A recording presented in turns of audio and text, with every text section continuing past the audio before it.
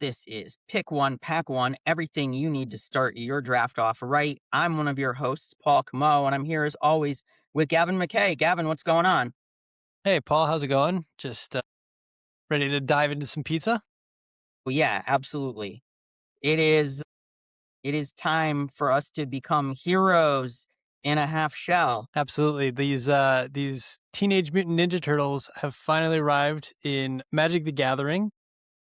They're going to be taking center stage and kicking some Shredder and Foot Clan butt throughout the set here. So we're very excited to preview these cards and take a look at what some of them do, talk about some of the archetypes, and get you ready so that you can draft and play your sealed on the pre-release weekend and through the entire set. Yeah. So, Gavin, we're talking about Teenage Mutant Ninja Turtles here. We have to start by talking about the four main Ninja Turtles. So That's walk right. us through these Ninja Turtles and how they're kind of appearing in the set and at what rarities they're kind of creeping up there. So this set is a smaller set, so it's not as large as Lorwyn or other larger sets. There aren't as many cards in it, but that's not to say that there's going to be any less amount of the main characters. The four turtles, Leonardo, Donatello, Michelangelo, and Raphael. They all have different colors that they're assigned to or represent. Leonardo is white, Donatello is blue, Raphael is red, and Michelangelo is green.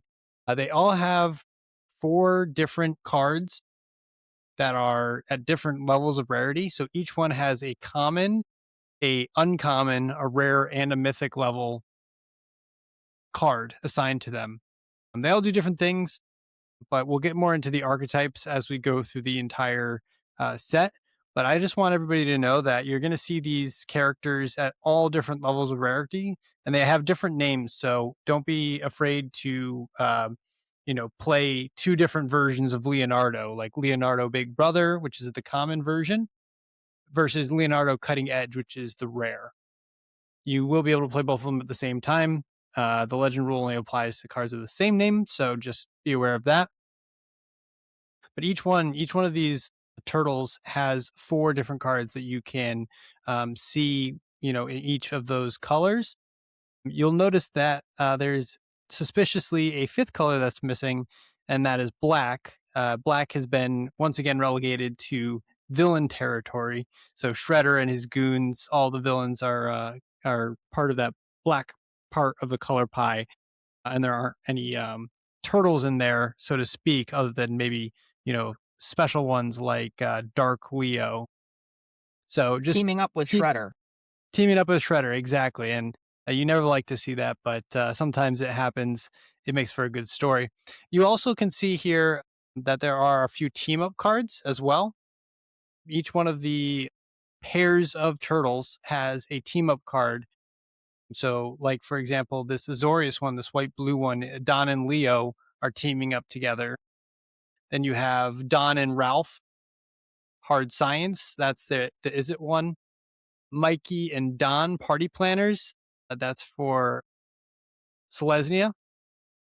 Excuse me, for, help me out here, Paul. Simic. Simic, Blue excuse green. me. Yeah, Simic, Yep. blue green. Selesnya is Mikey and Leo. Boros is Ralph and Leo. And then here we have Gruel with Ralph and Mikey, the Troublemakers. In addition to those cards, you'll also see these turtles appearing on these team up cards. So don't be surprised if you see a lot of these characters in the set. Similar to the Spider-Man set where we saw quite a few spiders, Yeah. there's going to be a lot of turtles and a lot of Ninja Turtles in this set. Yeah. And there are not just the four named turtles. Just like Spider-Man, there are some very obscure Spider-Men that got individual cards. You've got a little bit of that going on here with some characters that are going to pop up on some cards, showing you some other turtles that exist in the Turtleverse, Gavin. Exactly, the Turtleverse.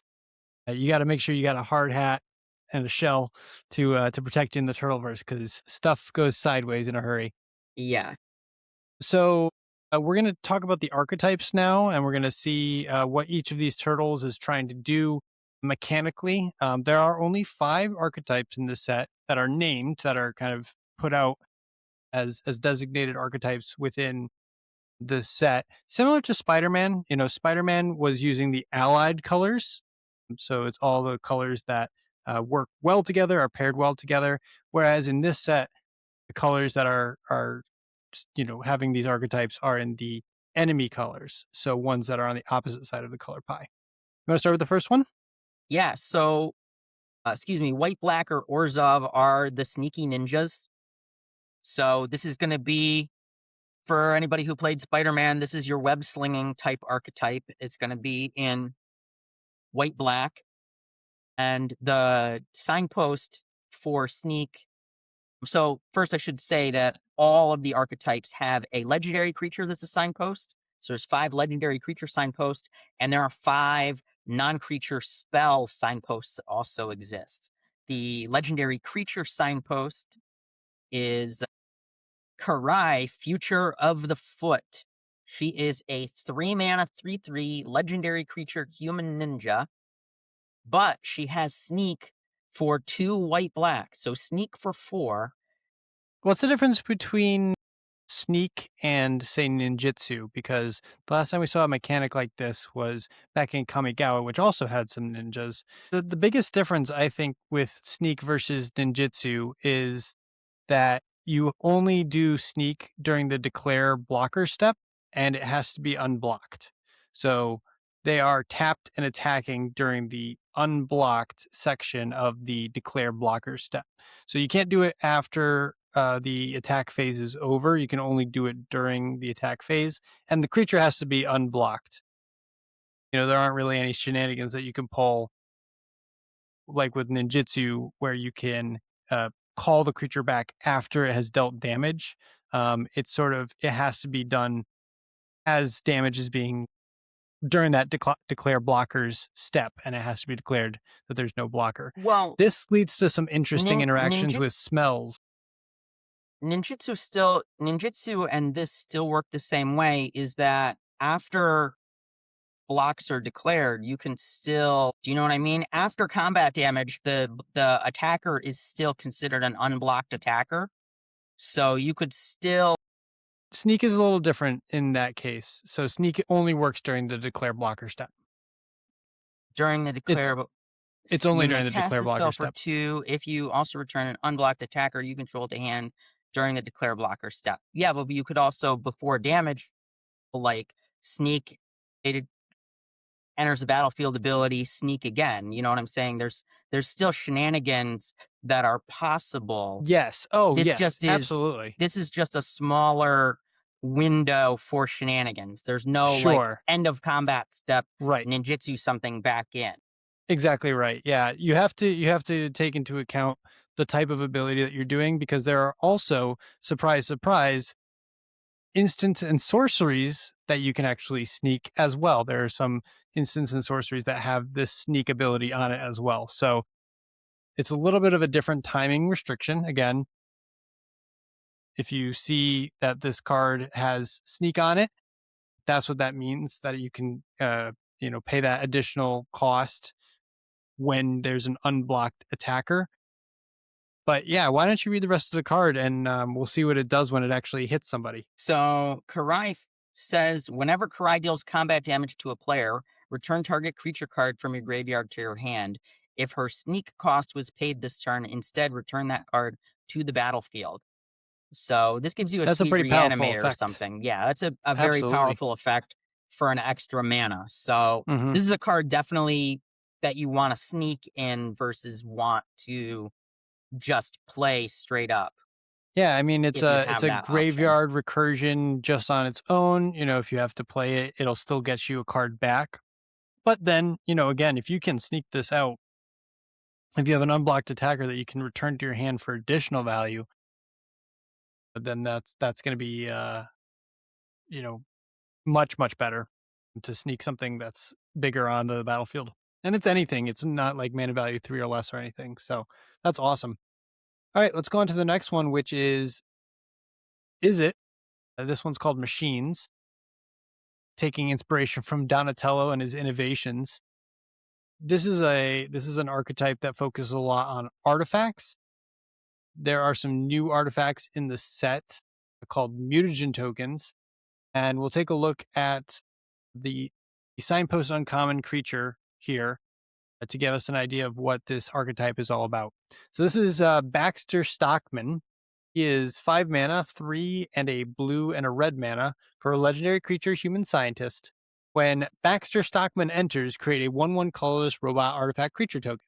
At the beginning of combat on your turn, target artifact you control gets +3/+0 and gains first strike and vigilance until end of turn. And he's a 3/3. So for 5 mana, you get a 1/1 and a 3/3. And then at the beginning of combat, that artifact becomes a 4/1 first strike. So kind of an aggressive, turning your artifacts that are maybe not as powerful into something a little bit better.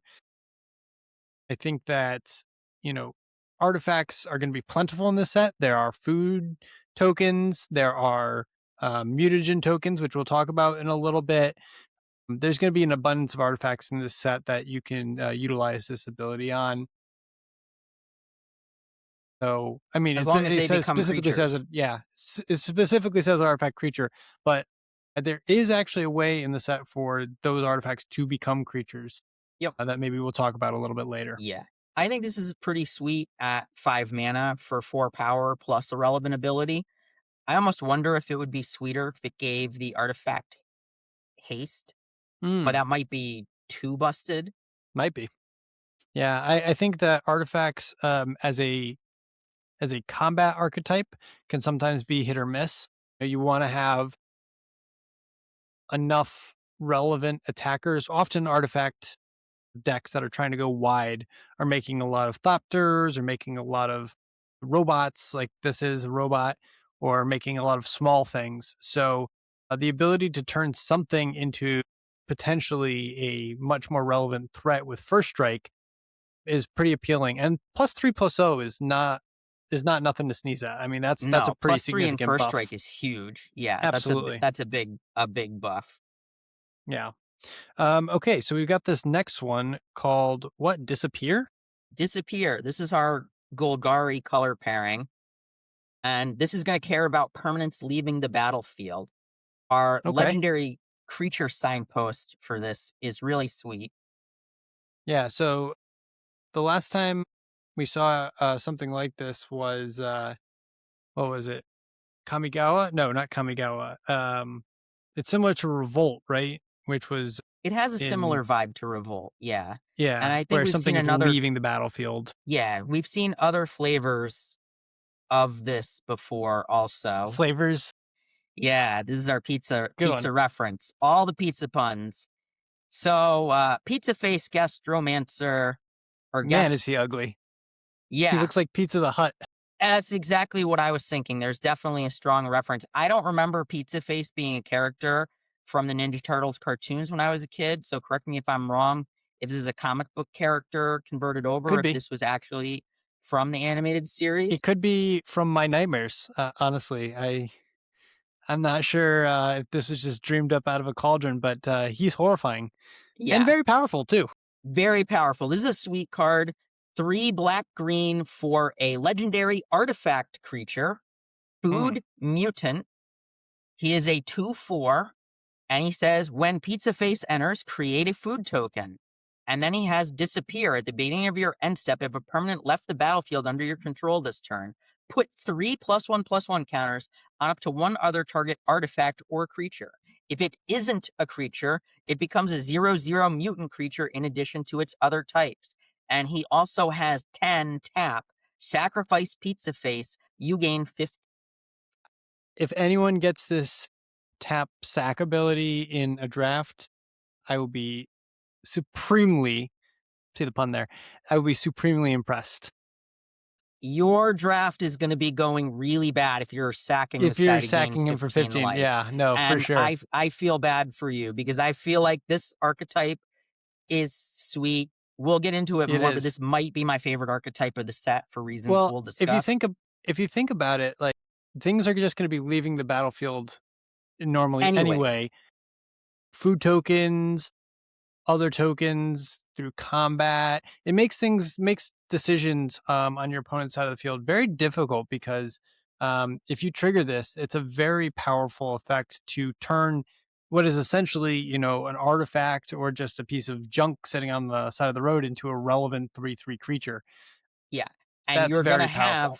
you're gonna have food tokens lying around, you're gonna have food He creates artifacts one when it lying comes around in. that we'll talk about, right, and you're also gonna have mutagen tokens lying around. So there's gonna Yeah. be lots of ways to grow your team Yep. with this guy, so that's I very mean, sweet.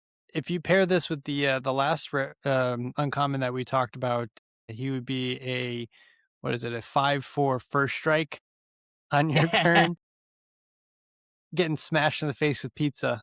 That's when you go deep and you play 4-color food.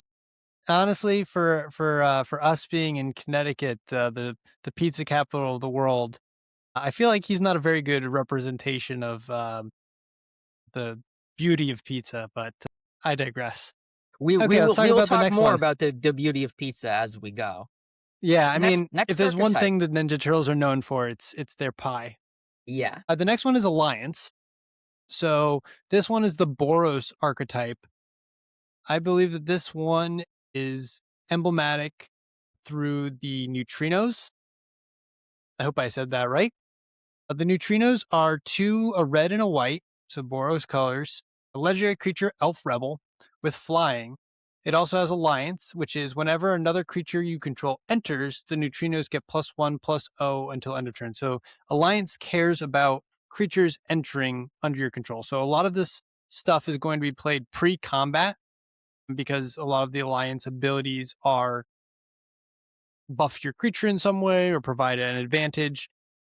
Alliance cares about other creatures entering the battlefield. And then whenever the neutrinos attack, exile up to one target creature you own, then return it to the battlefield under your control, tapped and attacking. So this is a pretty sweet ability. It's kind of like Displacer Kitten or Philia. You know, it's giving me a little bit of Philia vibes. And so it's a blink effect, you know, but it also buffs itself whenever a creature enters. So already, if you're attacking with it, you'll get it and another creature attacking together, and you'll get at least +1/+0, if not, if another creature entered this turn. Because here's the thing is you could play a creature and then using this ability, attack with it, and it will get rid of the summoning sickness and have it be tapped and attacking your opponent the same turn it came down. So Yeah. that's a pretty powerful effect. It's like giving haste, but not really. And it buffs itself. I think that's a pretty good rate. I mean, again, it's a 2/4 at minimum. So a good blocker anyway, and has flying. Chances are this thing's probably getting in. This thing is gonna connect. This is also gonna be a way for you to sneak some things in that It are also in helps with your. disappear, believe it or not, because something Yep. did leave the battlefield. Yep. So there's a lot of versatility packed into this. Definitely. I think this is going to be a really, really good uncommon. I think people really like this one. All right. You want to talk about the last one? The Yeah, so mutagen in Simic in green blue is just kind of a common sense thing, especially when mutagen is an artifact type that makes +1/+1, puts +1/+1 counters on things. So our signpost here is Genghis Frog. He is a legendary creature, Frog Mutant Rogue. He's a 1/3 for the green and blue, and he has trample. And whenever Genghis Frog or another mutant you control enters, create a mutagen token. It's an artifact with one tap. Sacrifice this token. Put a +1/+1 counter on target creature. Activate only as a sorcery.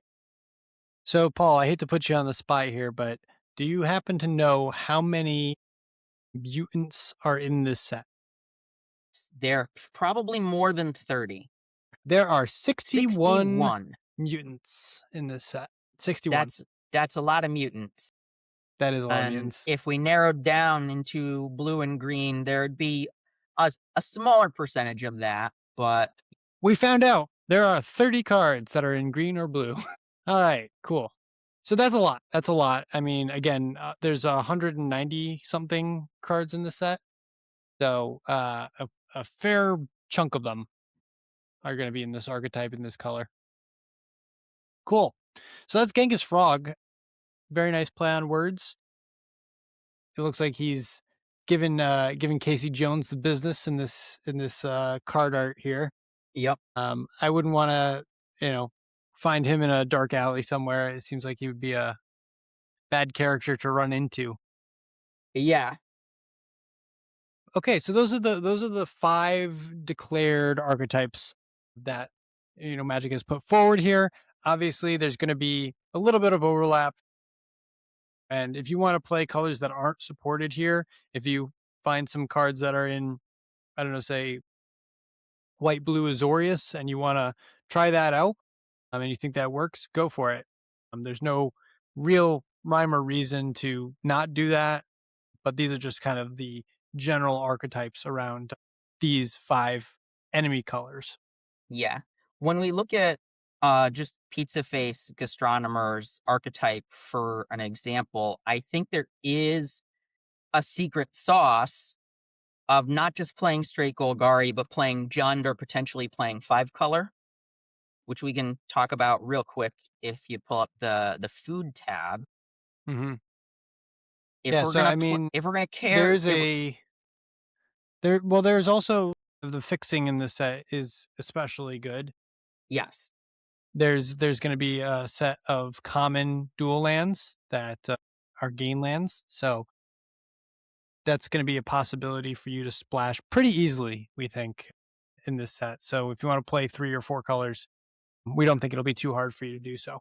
no, but looking at the food archetype, as it were, all of these play into your leaving the battlefield if you're sacrificing them. They're an artifact that's lying around for you to throw stuff on. And spicy oatmeal pizza, I think, is a sweet card.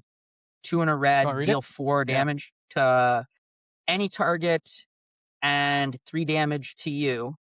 Ooh, it And then burns. 2 taps, sacrifice this artifact, you gain 3 life. That's such a red ability, is to deal 4 damage to something and 3 damage to you.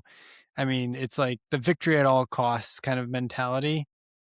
I could definitely see a situation where, you get your opponent down low enough and you're also pretty low yourself, and the game ends in a draw on your own terms because you deal 4 to them, to their face, and 3 damage to you. So this is like a very quintessential red card. I really like the design. I have to say, the fact that these removal spells are now being printed on game objects. So in the past, this might have been a spell that just went to your graveyard and didn't provide any additional value. But in this set, it also stays on the battlefield with an activated ability to gain you 3 life that you just lost from the damage that it dealt to you. So it's a really cool game piece. I really think that this is a cool game design, and I think this is going to be one of the better uncommon removal spells in the set. Not to mention, there are some other disgusting pizzas here. I have a question for you, though, Paul. What's the difference between an everything pizza and an omni cheese pizza? I would assume that Omni cheese is like a bunch of different kinds of cheese on your pizza. That would be my theory. And an I everything think pizza is going to be all your meats and veggies and whatnot. I think the omni cheese pizza is from a different multiverse, though. But I yeah, think that's the real answer. okay. No, I think that omni cheese pizza is. They all look kind of disgusting. To just be honest with you, those are not pieces of pizza that I think I would particularly enjoy eating in any case, especially the anchovy and banana one. That doesn't look very appetizing at all. Okay, so tell me more about this archetype, this food archetype that you kind of hinted at. So I think that what I want to be doing if I'm going to be doing this archetype is I'm going to be looking for Pizza Face, but I'm more going to be looking for these artifacts here with the goal of also playing everything pizza and just playing all the best, all my fixing and that sort of thing. Yeah, so everything pizza is 2 mana, 2 colors, mana for for artifact food. When this artifact enters, search your library for a basic land, reveal it, put it in your hand, then shuffle. And then it has an activated ability of 2 Wooburg, so white, blue, black, red, green. Tap it, sacrifice this artifact. Target player gains 3 life and draws a card. Each of your opponents discards a card. This artifact deals 3 damage to any target and put 3 1/1 counters on up to 1 target creature. So this is kind of like if Loot was a pizza. Loot, the mascot.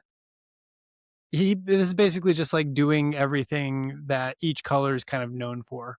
Gaining Yeah, life in white, drawing a card, black discarding a card, dealing 3 damage with burn spell, and then putting 3 1/1 counters on a creature, the green thing. So and I and like we the card design a lot.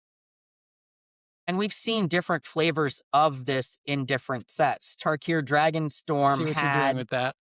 a dragon making one where Hmm. you pay the Wooburg and it made a dragon and it did a bunch of other things. Hmm. Streets of New Capenna had something along those lines where you pay Wooburg. Kamigawa had the Kami War, right? That was a 5-color saga enchantment that had a bunch of effects as well. 5-color payoffs are always really fun. 5-color payoffs are great. It's great when they're stapled to an enabler, allowing the 5-color payoff to be there. So this is sweet. If I was pre-releasing, this would be where I would be looking to go from the start is, can I do 5-color nonsense? The Hmm. fixing is there. You were talking about lands. We also have a full cycle of basic land cyclers, one in each Yeah, color. that's true. I just wanted to say the Omni Cheese Pizza reminds me a lot of the instant ramen because when it enters, you draw a card and then you can sack it to gain life, but you could also sack it to add 1 mana of any color. It filters. It doesn't actually add the mana, so you could filter it into a specific color, but it's cool. It's an artifact that just kind of comes down, replaces itself, and then has some additional value later, either by being an artifact for your artifact synergies or to gain you some life or fix your colors.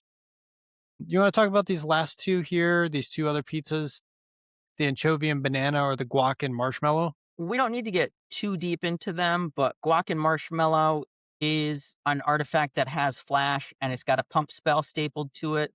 So it'll And anchovy and grow banana a will just kill creature. you if you see it. Yeah, Anchovy and Banana is gonna destroy target creature. Pretty Could never pay me straightforward. enough. I'd It's have to be great on Fear how Factor. it's great how talked about in Aether Drift, the artifact that entered and gave -2/-2, and we're like, oh, this is kind of a quirky, sort of a sideways upgrade on Stab from Foundations, where you're Mm-hmm. giving something -2/-2. And now we're going to 4 mana and we're just straight up killing something, and we're leaving a game object behind to potentially abuse I later. mean, correct me if I'm wrong, but this is basically bake into a pie, right? At sorcery speed Yeah, but instead of making a food, it just is a food. it is a food. Yeah. So Yeah. you lose some of the versatility of not having flash, Hmm. but you are definitely up there on having an object right off the bat Is sort that of thing. rat dead? That It rat ate might the have pizza eaten and too it much died. pizza. That rat might have eaten too much pizza, or the anchovy and banana killed it. It's One or the possible, other. yeah. I think hopefully you know, the you know, the sensei, what's his name? I'm blanking Splinter. on his name. Splinter. Hopefully Yeah. that's not Splinter's cousin or something. No, no. Um, before we scroll away, also quick shout out to the ice cream kitty. Mm. 2 mana, 1/3 Aw. in Golgari colors. There's your sacrifice outlet. There's your Mhm. enabler for your disappearing to Mhm. happen. Everybody loves drawing cards, so make your redundant stuff go away, draw cards to replace it, grow your Absolutely. things, And it's in Golgari too. It's just one in a black or a green. So this will go yeah. great in those disappear decks. All right, Yep. let's talk about the spells, the uncommon spells, because we alluded to them earlier. There's a cycle of these at the uncommon slot, in addition to these creatures. They kind of synergize really well with what each archetype is trying to do. So we'll just touch on those quickly. Again, we'll talk about the Orzhov one first. You want to go for that? Yeah, I don't think we need to get into fully in depth on what these do. Suffice to say, they pair super well with the archetype that you're going for. So if you've already picked up the legendary creature early, or you see this early, this is a great way to establish a direction of your draft and kind of Yeah. know what you're going to be building from the get go. One thing I just did want to point out is that this is a sorcery with sneak on it. So this is again just a new mechanic that is slightly different than ninjutsu because you can't ninjutsu. There's no ninjutsu on sorceries, but this is something that you can do to return an attack unblocked attacker you control to your own to its owner's hand for that sneak cost. And this is a blowout on a stick, Paul, because you can choose one or both. You can choose to have a creature get +3/+3 and a target creature get -3/-3 until end of turn. Now, you have to be making a pretty big attack for this to be fully relevant. But again, giving something +3/+3 already is good. Giving something -3/-3 is even better. And then having an unblocked attacker that you're returning to your hand for value, that's also really good. This could be as much as a 3 or even a 4 for 1 just on one card. So for 2 mana, I mean 2 Yeah, mana for, there's 6 power worth of discrepancy there. lots of potential for abuse here. I really like it. So yeah, we don't need to go into all the other ones. I just want to kind of point out the Simic one is Turtles playing Magic the Gathering. We've gone into the full meta. We've reached full meta. We've reached the stage where the call is coming from inside the house and we're self-referencing a comic, referencing a game, referencing itself within itself. Richard Garfield will be proud of that, I'm sure. It was only a matter of time. We I mean, knew that he's the it one that was. designed Sharazad, right? Sharazad? Yeah, Sherazade. I mean, metagame It's has my been favorite a cube part of card. Magic the Game. It's been a part of Magic, a game within a game for the entirety. So I Yeah. have to tip my cap here, my backwards cap, and just appreciate that. It's lessons from life, two Simic colors, green and blue. Draw 3 cards. You can put a land card from your hand onto the battlefield tapped. So just a really cool homage and a pretty good card as well. I could definitely see this being pretty good. It's no growth spiral, which does a similar If effect, I'm in but either of these colors though, I am very tempted to absolutely splash playing it. for the other. Yeah, Absolutely absolutely. gonna try and pick this up. My Sure. shout out goes to Go Ninja Go Mm, for all the Ninja Turtles movie fans out there and all those Vanilla Ice fans out there. Get your parachute pants on for this one. uh-huh. This one enables those alliance payoffs to exile and return a creature to the battlefield, and then the fact that you can choose one or both is really what puts this card, I think, over the top. It's a sorcery, so you're not going to be blowing as many people out with this, but it's certainly a powerful effect to have both the damage equal to the greatest power among creatures you control to another that an opponent controls, which is usually a green effect, but then also the exile and return effect for additional value is really nice. All right, cool. So the next thing we wanted to talk to is a little bit about um, how these sets compare to sets in the past, right? So we're coming off of Lorwyn Eclipsed, which is a large set. This set is going to be a little bit smaller. It's going to be 190 cards, I believe, plus a bonus sheet. So in the end, it'll probably be closer to around 220 cards. There are a lot of legendaries in the set. I know we just came off another set, Spider-Man, and Avatar: The Last Airbender, who had a ton of legendaries in their sets. This one has, where was it? 70, 70, 76, 73. 73 73 legendaries. legendaries. So there's a lot Yeah, of legendaries. a lot of legendaries. And so just be careful when you're drafting. If you're having duplicates, make sure the duplicates, you'll be okay drawing that duplicate if you already have one on the battlefield or something, because you'll have to sacrifice the other one. The other thing that I wanted to point out is that while technically Spider-Man had more legendaries in the set, they had 80 legendaries in that set. This one, you just need to make sure that you're talking about the correct version of the character. Leonardo Big Brother versus Leonardo Cutting Edge versus Leonardo Leader in Blue.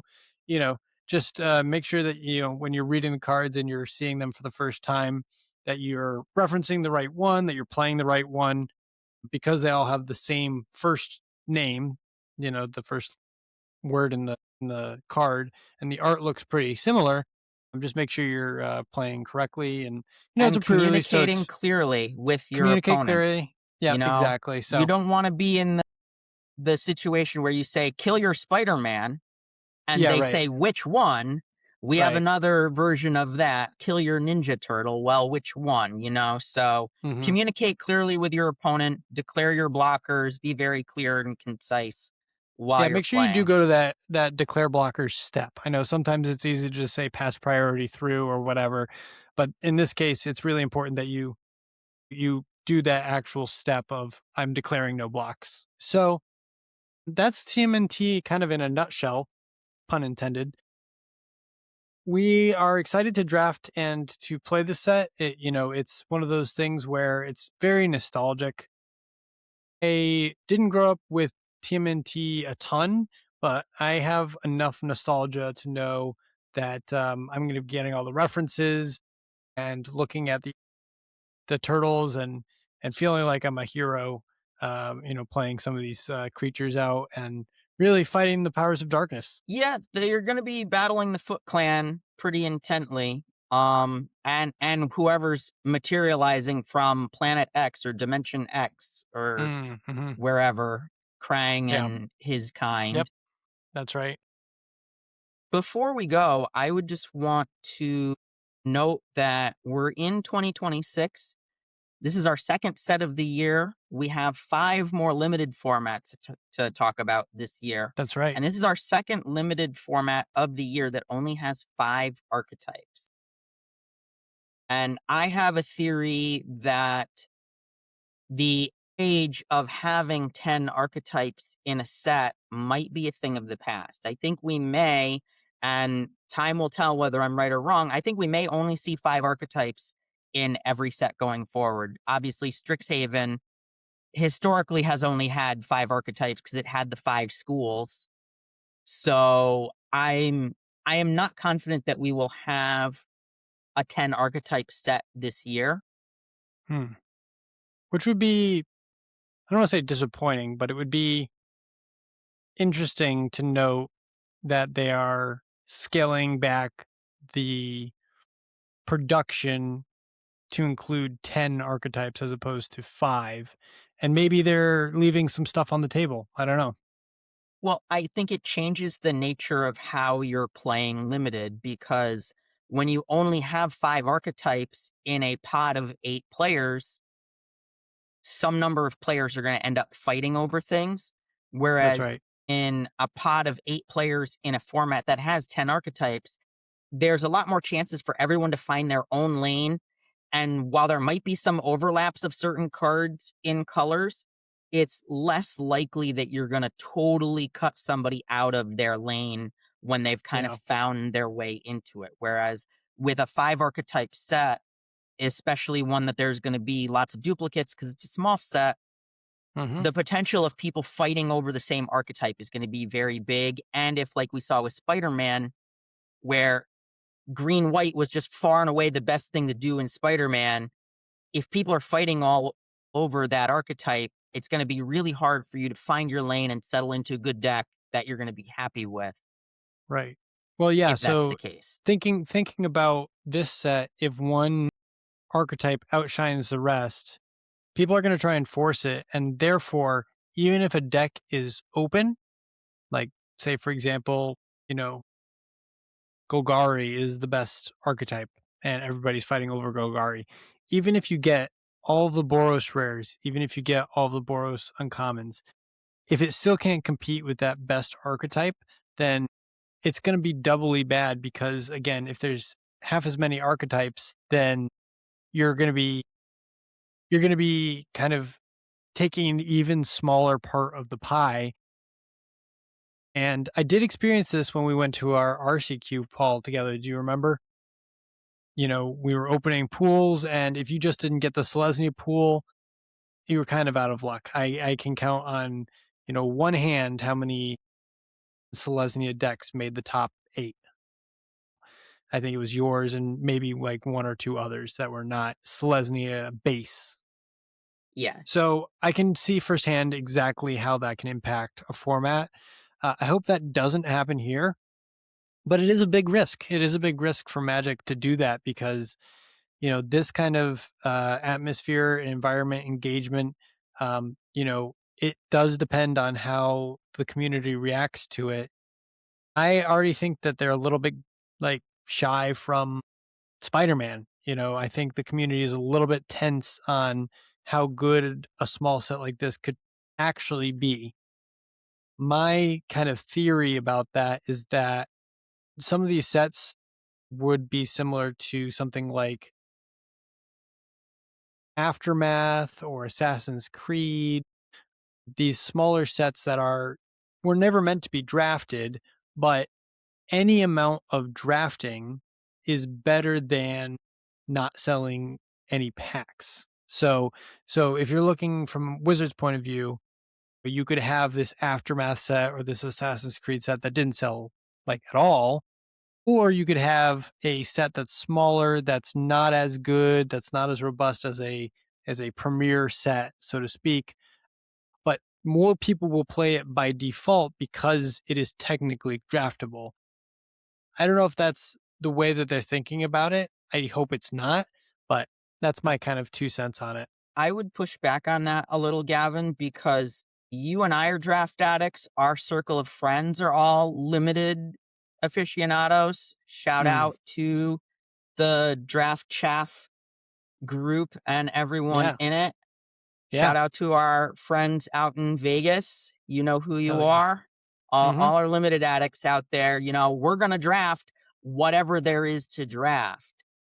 But push comes to shove, a weak set or a weak limited format can be a bad experience.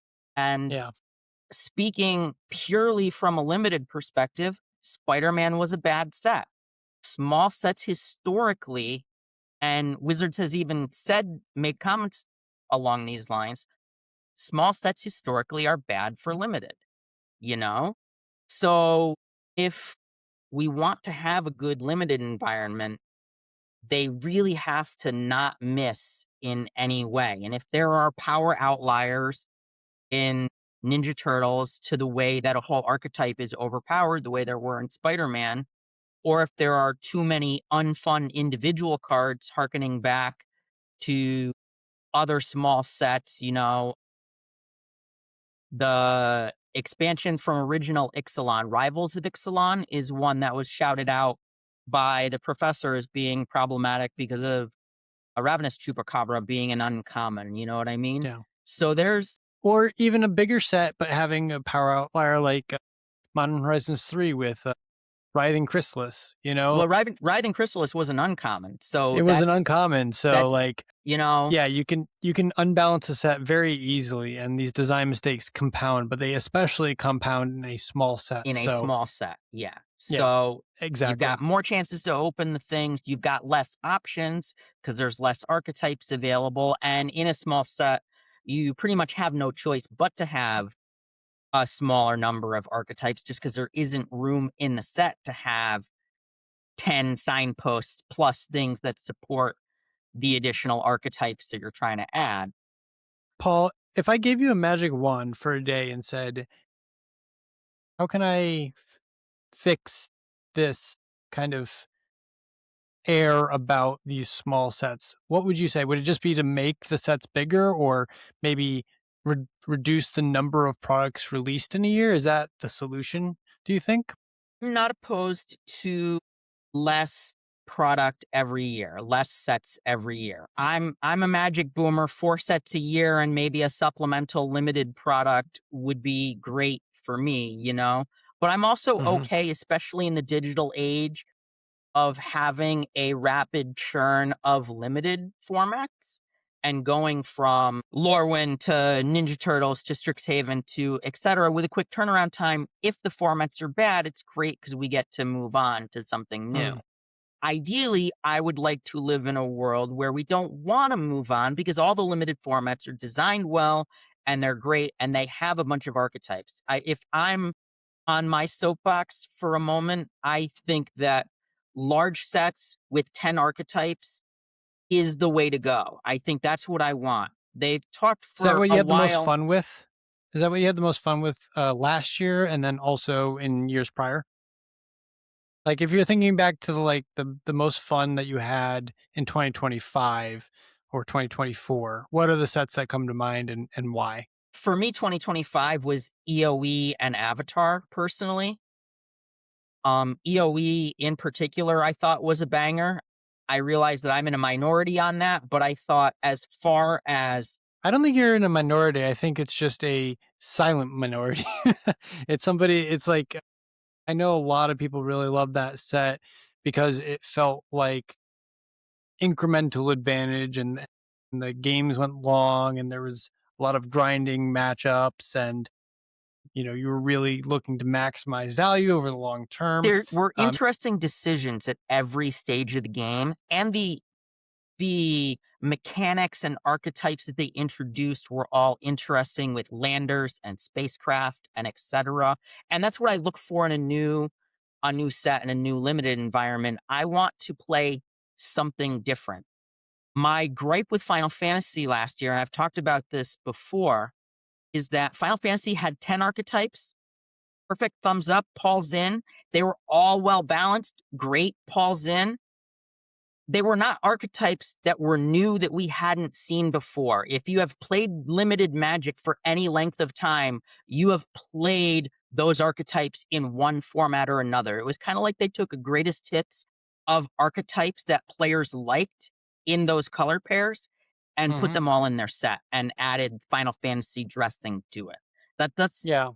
a horrible oversimplification of it, but that was just the vibe I felt. So even though I thought Final Fantasy was a fine format, because I had no connection to the IP the way a lot of other players had, I just didn't find that it was a home run to me the way that EOE was a home run. And Avatar, even though it only had 5 archetypes essentially, really did more, really spoke to me as a set just because there was so much going on. And I think being a large set, it afforded you more possibilities to be able to play things that you want to play. But at the end of the day, I would still say that 10 archetypes is the sweet spot that I would want to see personally. And so Final Fantasy does check that box. But me, yeah. I think that one thing that I keep coming back to is that these small sets would be a lot better if they were just merged together. I mean, it kind of makes sense from a design perspective. It's almost like they had these two properties with the ally color pairs and the enemy color pairs, and they said, hey, we're going to make this one the ally color pairs. We're going to make this Spider-Man. The enemy color pairs, we're going to make this TMNT.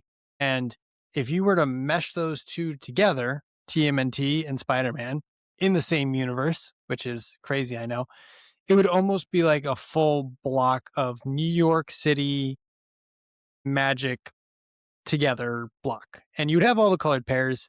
I don't know how well it would work together. I mean, maybe it's a good experiment for somebody to do out there. Maybe I'll do it. I don't know. It depends on how much I end up drafting the set What or other New opening York of the City set. references have we seen in Magic? We've seen Spider-Man and we've seen Ninja Turtles. Is there another New York City Well, I mean, reference? Marvel superheroes, I think, are going to be coming out.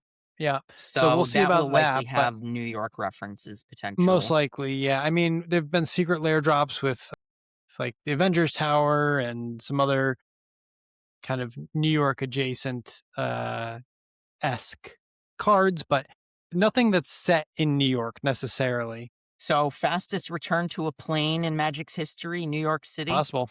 Possible? Yeah, it's definitely possible. Let us know in the comments whether you're a New York City Plane of New York stan or not. Yeah. I think it would be fun to mash those two sets together. If it was me, if I had a magic wand to say make these sets more enjoyable, I would say, yeah, make them bigger. Just give it stuff. I know that they reduced the size of the play boosters to stop draft chaff from happening. Like they were like, the last few picks don't matter, which was very true. But I still can't think of a time these days when I've really been exceptionally jazzed about a last pick that I've made anyway. It's not like I'm still making decisions all the way down to like literally the last card. But at the same time, Gavin, I have gotten hooked up beautifully in my last have you really? picks recently. Lorwyn was a Interesting. delicious format for sweet last pick and second to last pick passes, Interesting. Well, If I mean, if there's that's full a art land, tribal if there's set for you, full I art guess. lands in the Typal. mix, people are gonna take their full art land and they're gonna Well, pass you I feel that for the sure. elemental with basic land cycling that's gonna hold the room of your 5-color vivid Yeah. pile together. You know what I mean? I'm just saying I'm harkening back to a time when the play boosters were 15 instead of 12, Oh, I just think that there's like a little bit more that could be squeezed out of these properties if they were given a little bit more of a big feel and budget. I think a big set would be cool for either of these. Yeah, don't and I know think that just having enough time for it, like having enough time Yeah. to develop all of these stories and all these arcs, work with the artists, work with the people who made these properties. That's what made Final Fantasy great. That's what made Lord of the Rings great. If you take the time to understand the world and make the world into magic, like people are losing their minds over Squee and Squeen what's and his name? Crag. Squee and Crag, and they're just like an Those add-on to Lorwyn, right? But they're part of that world. They've become a part of that magic world, and that's what really draws people in. shout out the Jim Outside of Henson Company. Shout out absolutely did a Squeen and Crag. fantastic job. If But the Squeen thing and is, Crag ever want to come be guests on our podcasts, I know we're we'd small fish by absolutely have you. comparison, but we would love to have them on Yeah. to talk about magic. The thing is, like, I am a mild fan of TMNT. I am a bigger fan of Spider-Man, but still not the largest fan of them. But if they gave me a reason to care, if there was some magical tie-in connection, like Spider-Man got, turned evil by Jace, or there was some sort of magical tie-in that could be brought into the world, I think it would be a lot more cohesive, and there would be a little bit more of a buy-in, I think, from the community at large, and also a little bit less cynicism about it because we want to like these sets. I would love to go and buy more Magic cards. I would love to play more limited. It's always, one of the best parts of my week is to sit down across the table with a bunch of my friends and people that I've never met before and play a game that I love. So Absolutely. I want this to succeed. I really want them to do well and have, every single person have an enjoyable experience. So however that can work, we really want to support that. We don't have necessarily anything against Universes Beyond, but it's starting to turn out to be one of those things where we're starting to see these trends develop. When we were talking about it last year, we're waxing poetic about what it could or couldn't be. And I think some of those proclamations are starting to come true, that people are starting to get a little bit sour on it because it's a Universes Beyond set. It's going to be not as good as regular Magic. And maybe that doesn't bring as much joy in life and new players to the games. We don't want to be salty about it. We love this game. So just wanted to shout that out and say, Yeah, that's what we like to do. That's why we I have the don't want to podcast. ever yuck anyone else's yum, but I also respect that if players have decided that Ninja Turtles is not their thing and this is the set they're going to sit out this year, I'm going to be sad to not see them every Friday for the next however many weeks folks are going to play this format. But I'm also not too sad about that either way. Beyond that, like 7 sets a year is a lot, and if people need to take breaks, if they are compelled to it's an take expensive breaks for hobby. some reason, life happens, and that's cool. But I guess what I would add kind of as a closing thought for folks is that at the end of the day, what I want to see is good limited and a good limited experience. And so that's always my priority, my top concern. If the limited format is great and everyone is enjoying their draft and they enjoyed pre-release and it's great, no complaints here. None. If we come back a week from now, 2 weeks from now, whatever, and everyone's like, oh, it's a garbage limited format, this is broken, that doesn't work, big disappointments, then I'm going to be on We'll my talk about it. soapbox having things to say, and we're going to talk about it. But I would like to see everyone have an enjoyable time. I would like to see Magic continue to fire on all cylinders. Lorwyn Eclipsed was if I'm understanding correctly, the number one in-universe Magic set Wow. of all time. That's incredible. That's incredible. It might just have been pre-release It's numbers. because of Squee. It's because of Squee and Squeen. Don't confuse Squeen and Squee. Those goblins take it those goblins take it very, very personally. You will have an immortal goblin knocking on your door very mad. It's 100% because of them, though, for sure. All right. Well, anyway, call us. Move on here. Move to the end step, pass the turn, and we'll see you guys on the next one. Thank you so much for listening. Paul, where can they find us? Gavin, they can find us on @Pick1Pack1Pod on all the things. We are on Blue Sky primarily. So definitely Instagram, chat to us there. Spotify. We dabble on Instagram. You can listen to us on Spotify. We're on YouTube's, which is where you're most likely watching us if you're not listening to us somewhere else. But yeah, let us know what you think about this set. Talk to us. Cowabunga. Party time. Bye.